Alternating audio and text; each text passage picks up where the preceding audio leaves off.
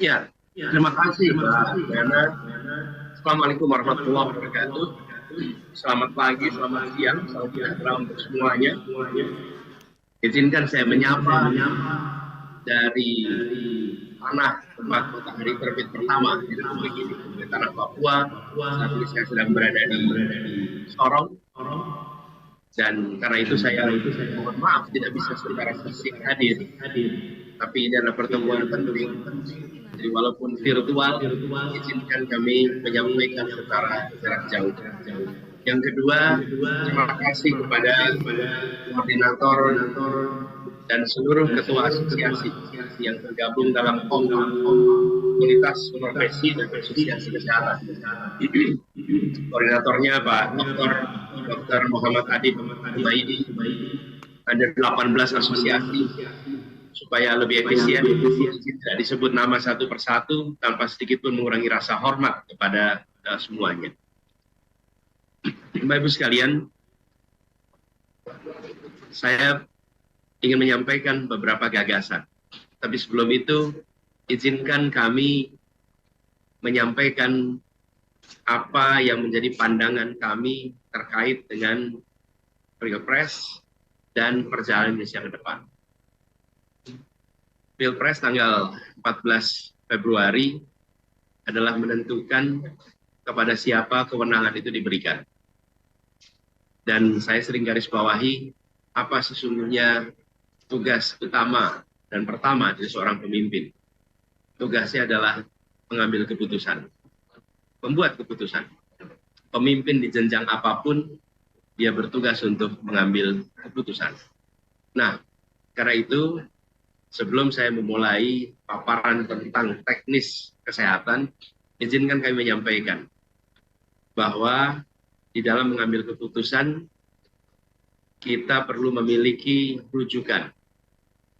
Karena memang tugas Presiden itu ambil keputusan. Kan ini bukan memilih orang untuk dipajang fotonya di sekolah-sekolah. Kalau sekedar pemilihan foto, saya rasa baliho itu cukup, banner itu cukup. Tapi karena ini adalah pemilihan untuk orang mengambil keputusan, maka gagasan, rekam jejak, rekam karya menjadi salah satu faktor yang penting. Nah, terkait dengan pengambilan keputusan, kami melihat ada 4 dimensi yang penting dalam mengambil keputusan yang insya Allah selama saya bertugas di kantor gubernur maupun bertugas di pemerintahan yang lain ataupun ketika saya bertugas di kampus, maka dimensi pertama adalah rasa keadilan, kesetaraan. Keputusan harus mempertimbangkan dan sebisa mungkin memaksimalkan pemenuhan prinsip kesetaraan, prinsip keadilan. Yang kedua adalah prinsip kepentingan umum, kepentingan publik. Kepentingan publik, kepentingan umum, itu dimensi yang kedua. Dimensi yang ketiga adalah data, ilmu, objektivitas, akal sehat. Ini adalah dimensi ketiga yang harus digunakan di dalam pengambilan keputusan. Lalu yang keempat adalah regulasi, aturan, konvensi, undang-undang, dan lain-lain. Jadi dari 4 ini, urutannya jangan dibalik. Membuat keputusan itu bukan dimulai dengan regulasi dulu.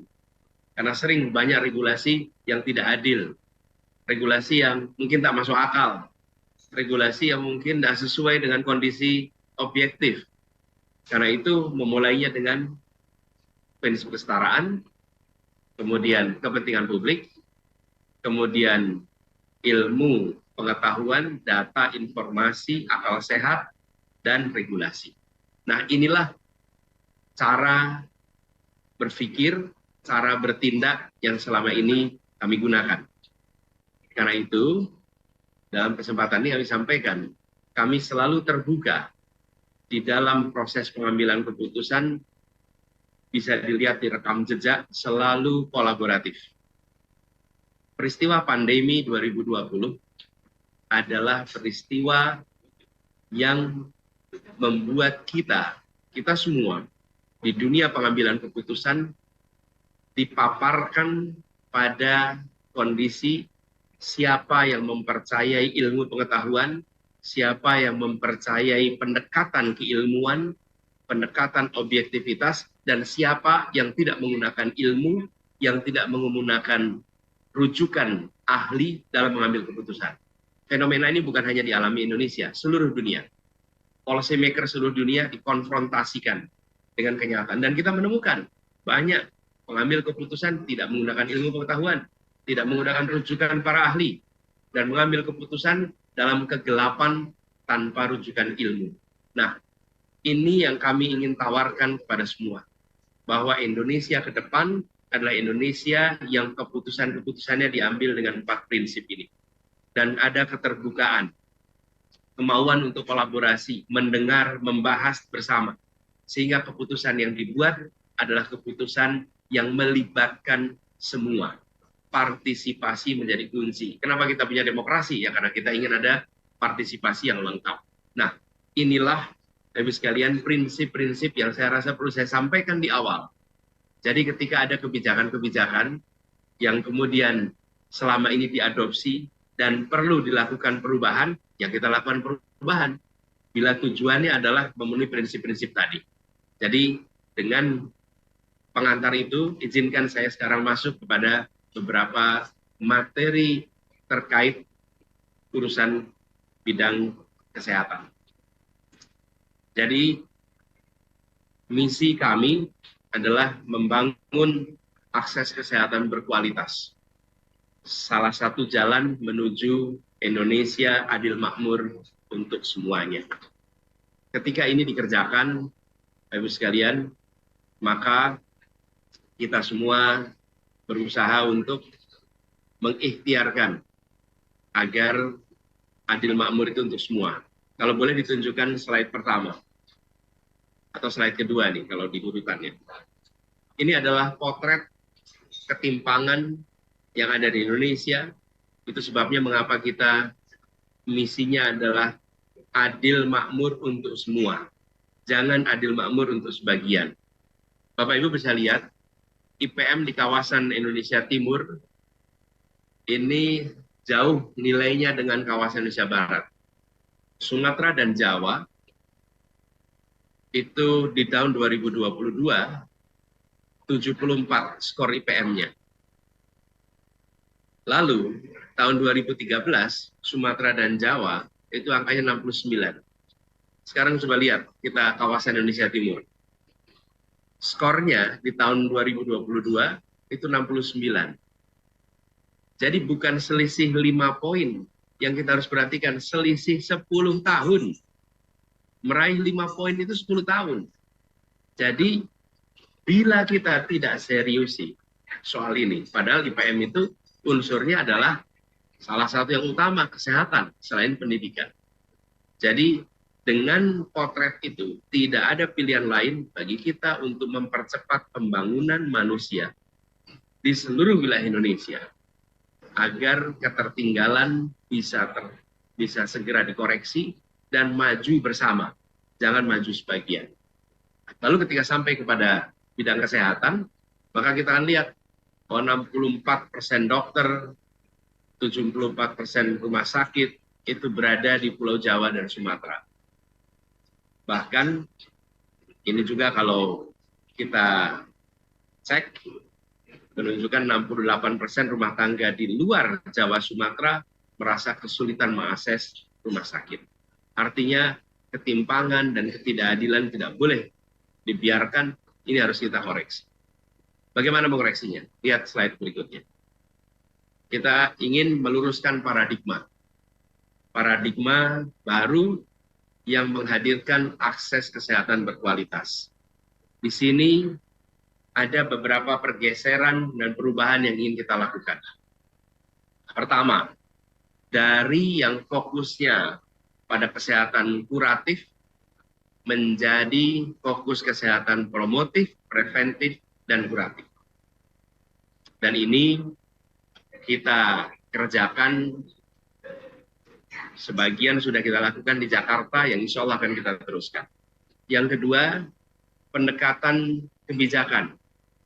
Pengambilan keputusan yang cenderung top down, kita ingin ubah menjadi pendekatan yang kolaboratif dan suasana gotong royong. Apakah ini mudah? Tidak. Kolaboratif itu artinya mengundang perbedaan pandangan untuk dibahas. Dan membahas perbedaan pandangan itu bisa melelahkan. Tapi itu jauh lebih baik daripada diputuskan terus baru terjadi perdebatan. Republik ini adalah republik demokrasi. Debat dulu baru ambil keputusan. Jangan ambil keputusan dulu, keluar undang-undangnya, keluar peraturannya, baru ramai diperdebatkan.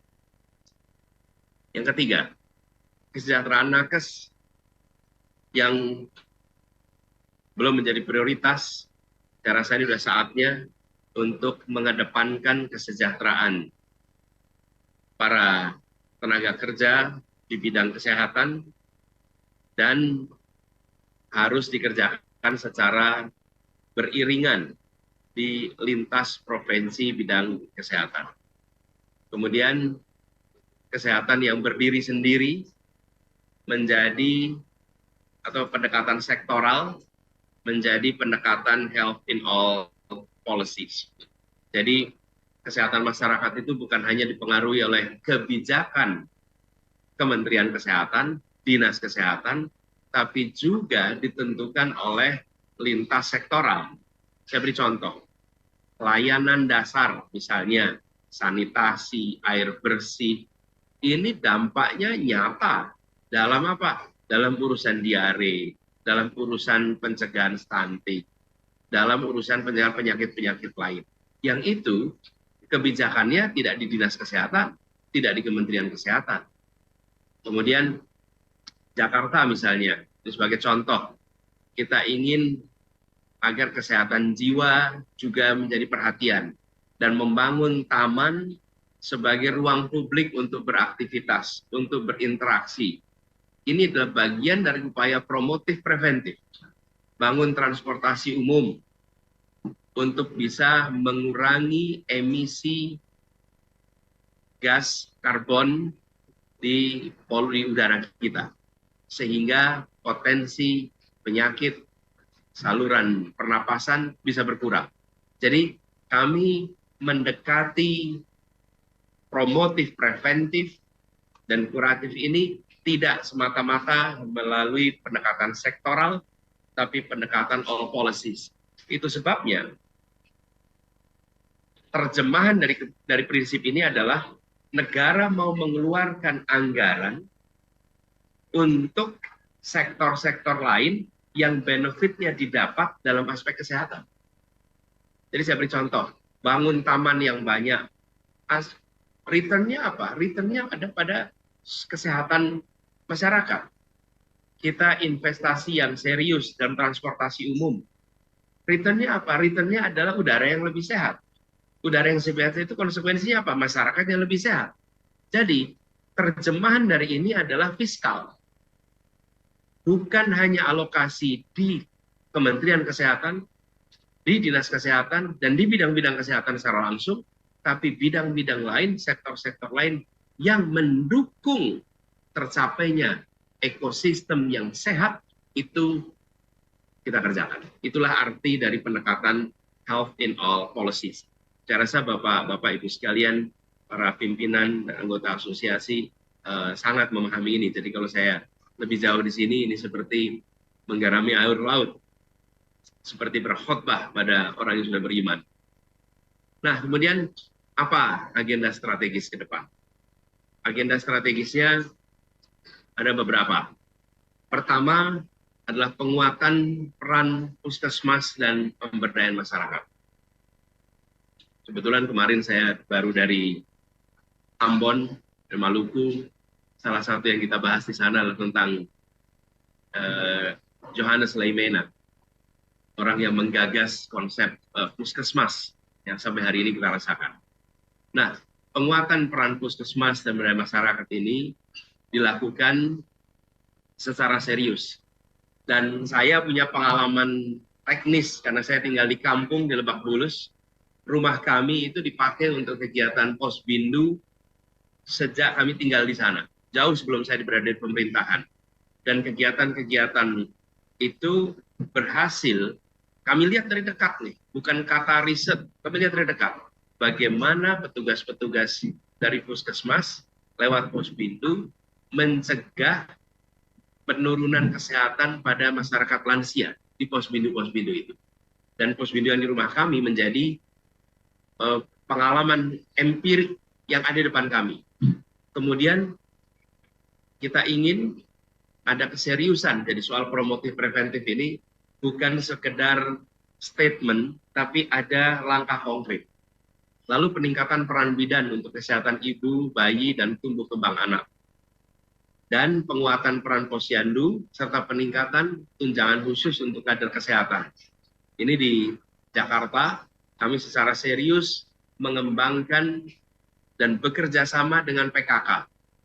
PKK, kader posyandu, kader jumantik, itu diberikan insentif dan mereka menjadi garda terdepan dalam aktivitas preventif promotif. Ibu-ibu paling tahu tentang kondisi lingkungannya, paling tahu keluarga mana memiliki masalah apa. Negara nggak tahu itu, kalah sama ibu-ibu. Jadi kalau kita tidak partisipatif, kita tidak mengundang mereka, kita akan lolos nih di dalam ikhtiar. Lolos dalam artian tidak akan berhasil dalam ikhtiar promotif preventif. Jadi pendekatannya kolaboratif, bukan menambah staf, tapi mengajak ekosistem ibu-ibu yang senyatanya sudah ada di lingkungan menjaga kesehatan masyarakat. Lalu kita juga ingin agar masyarakat itu sehat secara mental, maka salah satunya adalah menghadirkan konselor psikologi di puskesmas-puskesmas, sekaligus layanan konseling online gratis yang berkolaborasi dengan lembaga-lembaga yang ada. Ini kami pernah lakukan di Jakarta, kita mulai dengan 23 puskesmas di Jakarta yang menghadirkan psikolog, dan kita menyiapkan aplikasi untuk screening kesehatan online yang siapa saja warga Jakarta bisa melakukan tes secara mandiri menggunakan HP-nya tentang kesehatan jiwanya. Dan bila ditemukan indikasi, mereka bisa langsung mendatangi puskesmas-puskesmas kita untuk dapat pelayanan gratis terkait dengan kesehatan mental. Jadi kesehatan ini bukan hanya kesehatan fisik, tapi juga kesehatan mental. Agenda kedua adalah pelayanan rumah sakit. Kita berharap dan kita ikhtiarkan program kita adalah penyediaan rumah sakit kelas A minimal 1 di tiap provinsi. Sehingga penanganan kebutuhan-kebutuhan tindakan yang lebih rumit yang harus dilakukan di rumah sakit kelas A itu bisa dilakukan. Saat ini masih banyak provinsi yang belum punya rumah sakit kelas A seperti Kaltara, Kalteng, Papua Barat, Papua Barat Daya, Maluku Utara, Maluku. Ini belum punya rumah sakit tipe A. Kemudian penyediaan rumah singgah di dekat rumah sakit untuk keluarga dan pasien. Ini pengalaman kami di Jakarta, kami membantu masyarakat yang membuat, ini banyaknya malah dari LSM, yayasan-yayasan yang menyewa rumah di dekat rumah sakit, supaya keluarga-keluarga yang mengalami mengantar anaknya, saudaranya untuk berobat, di Jakarta ada tempat tinggal. Sebagian dari mereka-mereka yang dirawat itu menggunakan perawatan jangka panjang. Ada yang sebagai contoh, kanker, kemudian penanganan kesehatan yang memerlukan durasi panjang, itu keluarganya tidak punya tempat. Jadi kita perlu menyiapkan rumah singgah. Kenapa? Karena tidak bisa kita mendirikan rumah sakit itu di semua wilayah. Pasti kecenderungannya di ibu kota provinsi. Dan tanpa ada support itu, rakyat di mana-mana akan kesulitan. Bapak Ibu sekalian, saya bersyukur sekali dapat kesempatan untuk melihat berbagai tempat di Indonesia yang membuat kita sadar jangan sampai menyusun kebijakan seakan-akan kita kita berada di kota besar semua. Lalu yang berikutnya adalah jemput bola untuk pemeriksaan dan pengobatan serta home care untuk lansia, supaya lansia-lansia kita mendapatkan pelayanan yang baik. Tadi satu tentang Posbindu yang diperkuat, tapi juga memastikan bahwa home care khususnya untuk lansia yang tidak memiliki mobilitas lagi. Lalu kita ingin ada sistem rujukan menggunakan teknologi dan informasi agar lebih efisien. Adapun agenda ketiga adalah pemerataan kesejahteraan dan perlindungan untuk tenaga kesehatan. Jadi yang pertama adalah tentang status, perubahan status program pendidikan dokter spesialis menjadi tenaga kesehatan dalam pelatihan. Sehingga dokter-dokter yang mengikuti PPDS itu bisa mendapatkan haknya sebagai tenaga kesehatan. Yang kedua adalah peningkatan kesejahteraan tenaga medis dan tenaga kesehatan, serta kepastian jenjang karirnya. Ini perlu kita susun sama-sama, duduk bersama dengan asosiasi, dan kita ingin agar prinsip meritokrasi itu benar-benar kita terapkan. Jangan sampai promosi berdasarkan koneksi, tapi promosi berdasarkan prestasi. Dan untuk itu harus disusun sama-sama dengan asosiasi, agar alat ukur kinerja adalah alat ukur yang objektif, yang sesuai dengan profesinya. Dan terakhir adalah perlindungan tenaga kesehatan. Ini aspeknya apa? Dari tindak kekerasan dan dari kriminalisasi. Lalu yang kelima, slide berikutnya. Keempat, bukan kelima. Yang keempat adalah tentang pembiayaan kesehatan. Ini jaminan kesehatan nasional, kita harus ubah sistem rujukan pelayanan bagi peserta JKN harus lebih mudah, lebih berorientasi pada keselamatan pasien. Saya sekali lagi, keselamatan pasien, karena mereka yang diprioritaskan itu. Yang kedua adalah kita lakukan evaluasi besar-besaran terkait dengan besaran pembayaran fasilitas kesehatan tingkat lanjut, dan juga sistem kapitasi untuk memperkuat pelayanan JKN. Lalu agenda kelima adalah soal kemandirian farmasi dan alat kesehatan. Kita berencana untuk menambah produsen komponen BBO, bahan baku obat, yang berasal dari industri dalam negeri, karena saat ini kita masih bergantung pada impor. Jadi kenyataannya hari ini 90% bahan baku farmasi dan alat kesehatan masih bergantung pada impor, dan kebanyakan bahan bakunya diimpor dari dua negara, dari Tiongkok dan India. Yang kedua adalah menargetkan penurunan bahan baku obat yang diimpor turun 20% per tahun. Jadi harapannya setelah kita jalankan ini 5 tahun, kita akan bisa menggantikan bahan baku obat impor menjadi bahan baku obat dalam negeri. Selama itu bisa kita segerakan disiap di dalam negeri. Kemudian agenda ke-6 adalah pengandalian penyakit dan ketahanan kesehatan. Ini belajar dari pengalaman kita menghadapi pandemi COVID. Pada waktu itu, kalau kami di Jakarta saling belajar dengan wali kota dan gubernur negara-negara yang sudah mengalami COVID lebih dahulu. Dengan wali kota Seoul, wali kota Teheran, wali kota Milan, wali kota negara-negara yang pada waktu itu kenal lebih dulu dari kita. Dan pembelajaran dari wali kota itu membuat kami di Jakarta mendapatkan bekal bagaimana merespon ketika COVID sudah mulai jalan. Nah, keterbukaan ini membuat kita semua sadar bahwa kita harus segera melakukan penguatan sistem surveillance nasional dengan melalui data dan sistem informasi yang terintegrasi. Yang kedua, kita harus meningkatkan kapasitas dan kualitas laboratorium kita. Yang ketiga, kita harus melakukan pengayaan respon pandemi bagi nakes dan kader lapangan. Ini kaitannya dengan tracing dan treatment. Jadi pelajaran penting dari pandemi kemarin harus segera menjadi kebijakan antisipasi peristiwa ini berulang. Nah, dengan itu semua, Bapak sekalian, kami berharap sekali kerja bersama dengan Bapak Ibu di asosiasi bisa kita tingkatkan. Saya ingin sampaikan terima kasih pada semua yang terlibat di organisasi profesi dan asosiasi yang hari ini bergabung kompak, karena telah menjadi mitra selama ini dalam menyusun, dalam mengambil kebijakan yang punya dampak yang besar bagi masyarakat. Apalagi saya ingat di masa-masa awal krisis, kami undang ahli-ahli kesehatan, masyarakat, menjelaskan, memaparkan, dan itu yang kemudian menjadi pedoman dalam kami bertindak. Karena itu kami ke depan berharap untuk bisa terus berkolaborasi, berjalan seiring, termasuk dalam review hal-hal apa saja yang harus kita lakukan perubahan.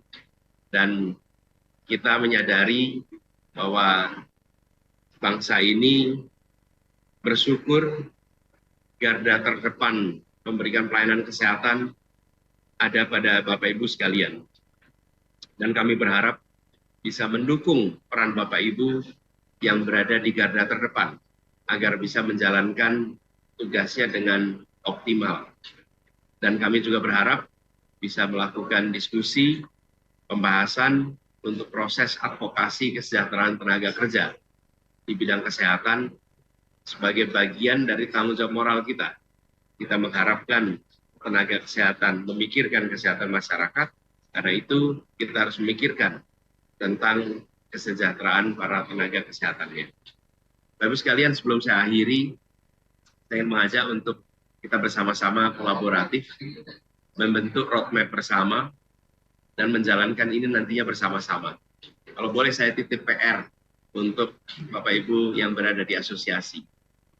Unsur perubahan yang akan kita lakukan, ada 4 komponen yang mudah-mudahan Bapak Ibu di asosiasi akan bisa membantu melakukan identifikasi. Apa saja? Pertama, kalau boleh slide-nya boleh dimatikan, gunakan langsung aja ke layar, karena slide-nya sudah cukup. Jadi ada 4 hal Bapak Ibu yang terkait dengan perubahan yang mudah-mudahan jadi PR yang kita bisa kerjakan sama-sama. Apa hal yang sekarang berlangsung yang perlu ditingkatkan? Ini pertanyaan pertama. Apa yang harus ditingkatkan? Yang kedua, apa dari yang ada sekarang yang harus dikoreksi? Ini kedua nih, koreksi. Yang ketiga, apa dari yang sekarang ada yang harus dihentikan? Jangan diteruskan, harus dihentikan. Lalu yang keempat, apa yang belum ada dan harus dibuat baru? Jadi, perubahan itu bukan hanya 2 unsur terakhir, menghentikan atau membuat baru. Perubahan itu adalah meningkatkan, mengkoreksi, menghentikan, dan membuat baru. Ini PR, saya berharap Bapak Ibu sekalian yang kompak, bantu memikirkan. Nanti kita bisa duduk sama-sama. Dengan begitu, perubahan yang kita kerjakan adalah perubahan yang sesuai dengan kondisi di lapangan dan tidak menimbulkan tumpang tindih kebijakan. Seringkali kita membuat kebijakan itu timpa saja kebijakan lama dengan kebijakan baru. Timpa lagi, timpa lagi. Ini seperti bangun aspal di jalan. Rusak, bukan dibongkar dulu, timpa lagi dengan aspal, timpa lagi dengan aspal, timpa lagi dengan aspal. Setelah jalan 20 tahun, jalannya bisa lebih tinggi 1 meter dibanding rumah-rumah yang ada di kanan kirinya. Kenapa? Karena ditimpa terus. Nah, dalam menyusun kebijakan, jangan kita lakukan itu. Itulah sebabnya 4 hal ini, dan prinsip pengambilan keputusannya seperti saya sampaikan tadi. Prinsip kesetaraan keadilan, prinsip kepentingan umum, prinsip ilmu, objektivitas, data, akal sehat, dan prinsip konvensi, undang-undang, peraturan, regulasi. Bapak Ibu sekalian yang saya hormati, demikian paparan yang bisa saya sampaikan. Terima kasih atas perhatiannya, terima kasih atas kerja luar biasanya. Insya Allah ke depan kita bisa terus bekerja bersama. Insya Allah kita akan buat sama-sama Indonesia yang adil makmur untuk semua, bukan adil makmur untuk sebagian. Dari Sorong, Tanah Papua, saya mengirimkan salam hormat dan salam hangat untuk semua yang hari ini berada di Jakarta. Terima kasih. Selamat siang. Assalamualaikum warahmatullahi wabarakatuh.